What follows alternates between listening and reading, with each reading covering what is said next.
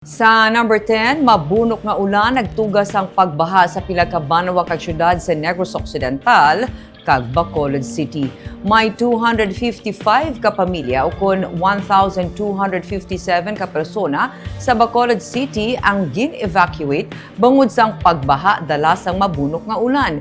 Inibase sa 2:50 PM nga datos sang Bacolod City.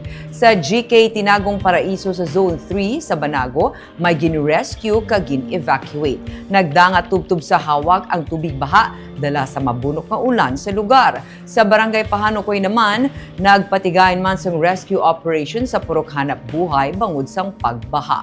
Ang mga apektado ang yara karon sa mga evacuation centers sa Takuling, Barangay 10, Banago, Pahanukoy, kag Kabung. Sa Negros Occidental, sa 11 AM nga report, may pagbaha nga gin-report sa La Castellana, Talisay City, Bago City, Isabela, Silay, Pontevedra, Hinigaran, kag Cadiz City. May landslide nga gin-report sa Sipalay kag Don Salvador Benedicto, pero sarang naman maagen ang dalan.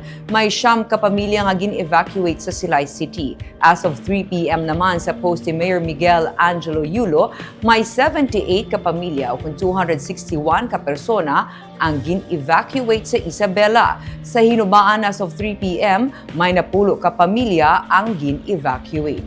Abiso ni Governor Eugenio Jose Lacson nga kung may patigayunon nga preemptive evacuation, magsunod na lamang sa otoridad.